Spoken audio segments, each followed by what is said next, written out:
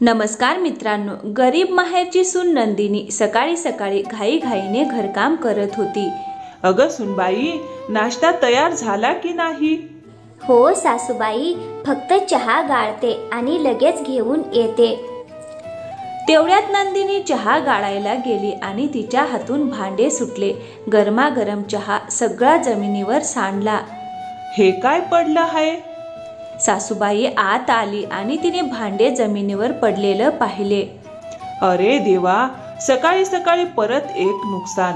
माझा मुलगा चहापत्ती अमेरिकेतून घेऊन आला होता आणि तू सगळं वाया घालवलंस. त्याचे पैसे तुझे गरीब आईवडिलांकडून येणार का? त्यांच्या खिशात फाटका पैसाही नाही.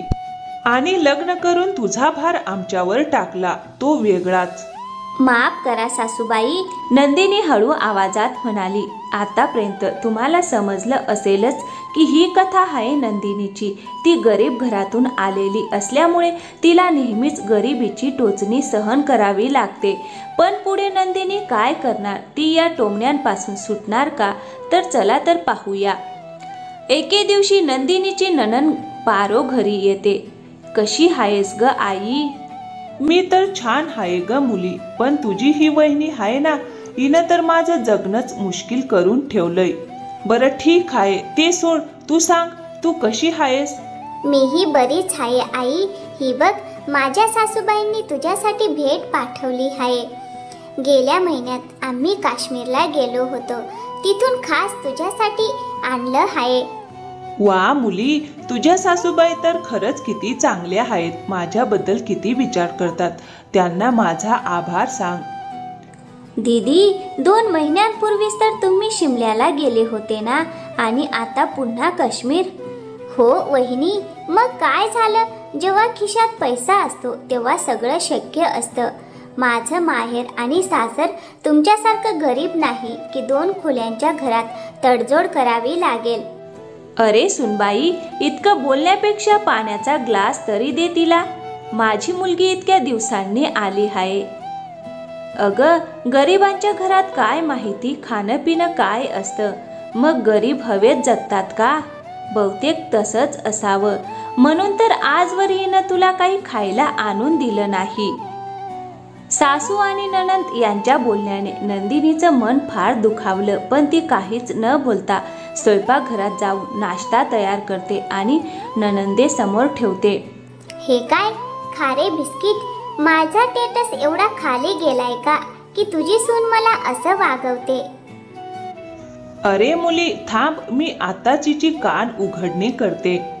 नंदिनी, अरे ओ नंदिनी, सुनबाई लवकर इथे ये. हो सासूबाई, काय झाले? माझ्या मुलीला तू तुझ्या माहेरच्या सारखं समजतेस का? म्हणून खारी बिस्किट समोर ठेवलीस. तुझ्या माहेरात तसंच देत असतील का? चल लगेच बाहेर जाऊन समोसा आणि जलेबी घेऊन ये. नंदिनी काहीच न बोलता समोसा जलेबी आणायला जाते. त्यामुळे तिला घरी यायला उशीर होतो आणि सगळ्यांना जेवण देण्यातही विलंब होतो. सुनबाई, आज एवढा उशीर का लागला जेवण बनवायला? ते बाबा, मी अगं उशीर होणारच ना. एवढ्या मोठ्या स्वयंपाकघरात काय बनवायचं हेच कळत नसेल तिला. माहेरात कधी एवढं काही पाहिलंय का हिनं? गरीब मुलगी मोठ्या घरात आली की असंच होतं. मग सासरच्यांना उशिरा जेवण मिळणारच ना. आई, तू नंदिनीला असं का बोलतेस? अरे भाऊ, तू वहिनीचं समर्थन करतोयस का? ते भी माझ्या समोर? नाही नाही बहीण, मी तर फक्त विचारत होतो. मला ठाऊक आहे हिनंच काहीतरी केलं असेल, म्हणूनच आई असं बोलत आहेत. मग सगळे शांतपणे जेवण करतात. त्यानंतर नंदिनी स्वयंपाकघर आवरते तेव्हाच तिच्या हातून एक प्लेट पडून फुटते. अगं वहिनी, तू मोमबत्ती सारखी गोड मुलगी आहेस का? एक कामही नीट करत नाहीस. पारो पाणी प्यायला येताना तिला टोमणा मारते. तुझ्या आईने तुला काही शिकवलं नाही वाटतं. महागडे भांडे तुझ्या माहेरात असते तर शिकवलं असतं बहुतेक. आता धनाढ्य घरात आली आहेस तर फोडाफोड होणारच ना.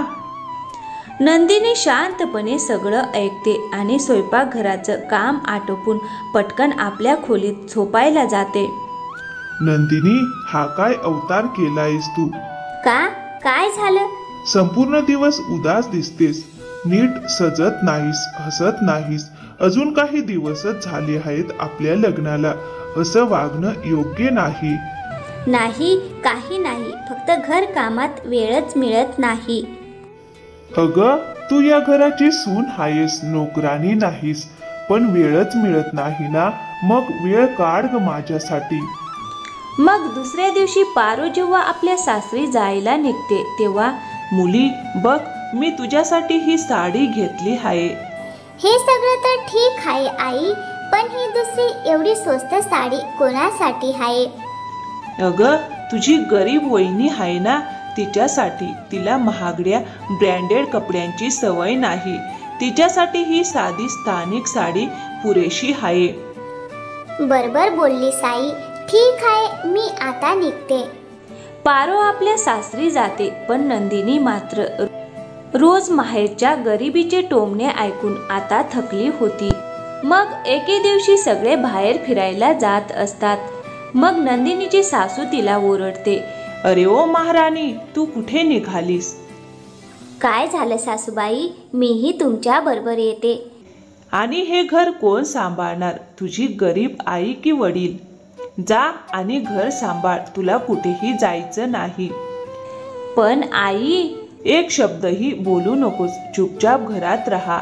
घरात कोणीतरी राहणं गरजेचं आहे. मग नंदिनीचा नवरा तिला म्हणतो. नंदिनी, मला सांग बरं, आई तुझ्याशी असं का वागते? कारण माझं माहेर गरीब आहे ना. प्रत्येक गोष्टीत आई मला गरिबीचे टोमणे मारते. अगदी पारो दीदी आली होती तेव्हाही तिने माझ्या आई बाबांबद्दल वाईट बोलले. पण हे बरोबर नाही. मी आता आईशी बोलतो. नका हो, फुकटात घरात वाद होतील. मला माझ्यामुळे घरात त्रास नको. त्या संध्याकाळीच नंदिनीचे आई वडील तिची भेट घ्यायला येतात. अरे, तुम्ही इथे कसे? अहो, मी माझ्या मुलीला भेटायला आले. एवढे दिवस झाले भेटून. मुलीच्या सासरी हात रिकामे जात नाही. काही नाही तर किमान मिठाईचा डब्बा तरी घ्यायचा असतो. बसा, मी नंदिनीला बोलावते. कुठे जाताय? सोप्यावर बसायला. इथेच जमिनीवर बसा. इथे? हो हो, इथेच बसा. नंदिनी जेव्हा आई वडिलांना जमिनीवर बसलेले बघते तेव्हा ती थबकते. आई बाबा, तुम्ही इथे का बसलेले आहात? उठा आई बाबा, माझ्या खोलीत चला. अरे, ते कुठेही जाणार नाहीत. इथेच भेटा आणि इथूनच त्यांना निरोप दे. तुम्ही जमिनीवर का बसलात आई बाबा? अगं, ते सगळं सोड ग. आम्ही फक्त तुझी भेट घ्यायला आलो होतो. खूप दिवस झाले तुला पाहून. हो मुली, आता भेटून समाधान वाटलं. आम्ही आता निघतो.